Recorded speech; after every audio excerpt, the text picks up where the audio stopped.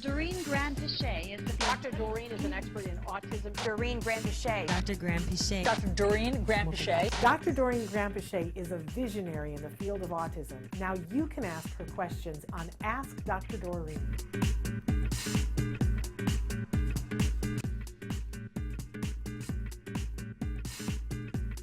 I do want to acknowledge, and I want to say hello to Humera, who has written in and said, autism is neurodiversity. Then why is it treated as a behavior problem? And I think this is a great question, and I'm glad that you brought it up, because I think we get a little confused here between that a diagnosis of an autism spectrum disorder and when we see behavior that is not helping the person to achieve their goals. So help us, Dr. Granpeesheh, to understand. It's such a great question, Humera. It's such a deep question, I feel, because it's, for someone like myself who's been in the field long before it was an issue of neurodiversity, long before it was accepted, let's put it that way. This question is easy for me to answer, but I can see when someone who has entered the world of autism now, and there's two sides, right? There are people who say this is neurodiversity and let's accept it.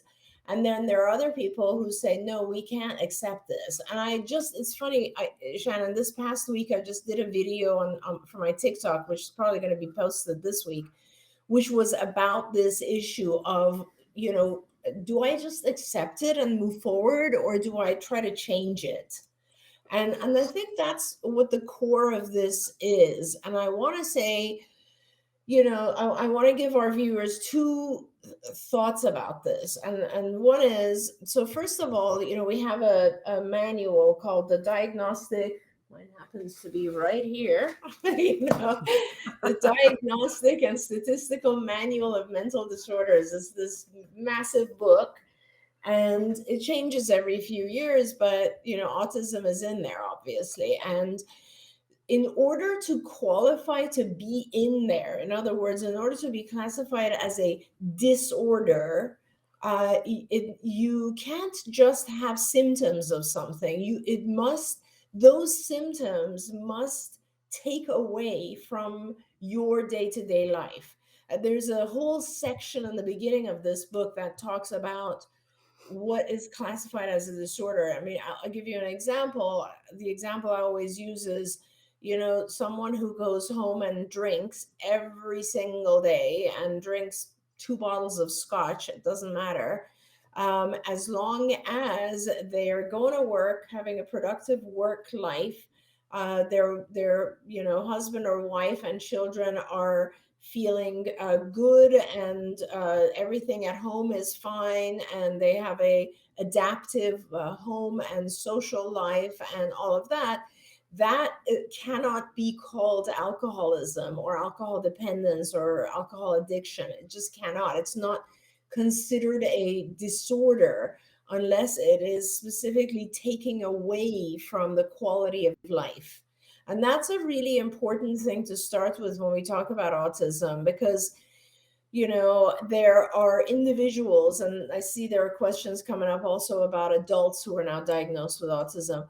There are individuals who are diagnosed with autism who actually are, I guess, how do I want to word this? Who have they benefit from some of those strengths that come with a diagnosis of autism. For example, they have an incredible memory, or they have an unbelievable ability with numbers, or they have an incredible ability with visual features of things in their environment. And those are wonderful. And the things that, the downsides of autism, let's say not being able to socialize or communicate properly, all that sort of stuff, is not as severe in those individuals, and they thrive. And they have the diagnosis, but they're thriving, and they're really enjoying life and benefiting from all of it and just having a great time, even though they're quite different, right? Yeah. On the other hand, there's individuals it's the other way around. The symptoms of autism that they have prevent them from having an adaptive, happy, fulfilling life. They're not thriving. They have, on the higher level, I'll say they have social anxiety, which prevents them from interacting. On the more severe level, they can't communicate their needs. They can't socialize. They can't go out in public. They have so many skills they're lacking, right? So it really has to do with the experience of the individual. An individual might say, I have autism, but I'm perfectly fine. I'm thriving. I'm enjoying life. All is good. And that individual does not need to change. As long as you're doing great and you're enjoying your life and everybody around you is happy and all that sort of stuff, wonderful.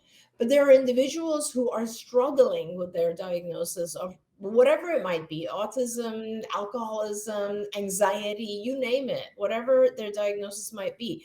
And if you're struggling, then obviously you want change. Then obviously you're seeking out help in order to strengthen yourself, overcome those weaknesses, and be able to thrive, right? It's all about enjoying life and thriving in life. So now in society, just to go back to this question, when we have individuals whose issues, whose symptoms and issues infringe upon others in society and make life harder for others in society, then it isn't just an issue of neurodiversity. There's a level of acceptance, right? But there's a limit as well. For example, I do training, Shannon, for organizations, large organizations that like Oracle, these companies where they want to make some change in their environment so that those with autism can work there and feel fulfilled. And, they want to make some modifications. Great. So they will make modifications. There are things like the individual with autism will have a mentor that they can check in with every day. The individual will, their seat will be in an area where it's not too noisy or too disturbing. So, and certain modifications are perfectly fine. But if the individual with autism walks over to their neighboring employee and hits them every single day, then that's not okay. Then that's not something that can just be excused by saying autism is an issue of neurodiversity, right?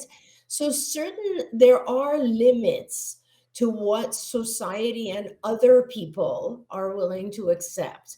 And that's when it goes from being just an issue of neurodiversity to an issue of behavior, right? And that's when we need to really look at the issue and say, okay, I'm going to help you overcome or modify or replace this particular behavior because it is now infringing on the rights of someone else, whether that be your next door neighbor, your employer, your employee, another employee, a parent, a sibling, you name, or another child in school. It's always about sort of like, as you say, Shannon, I love saying we got to make it fair for our kids. We also have to make it fair for other kids and other people around our kids.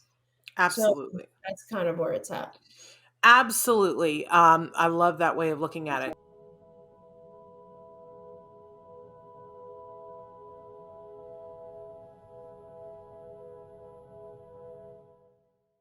If you found anything helpful in this video, please give us a like. In fact, make sure that you smash that subscribe button on YouTube and give us a like on Facebook.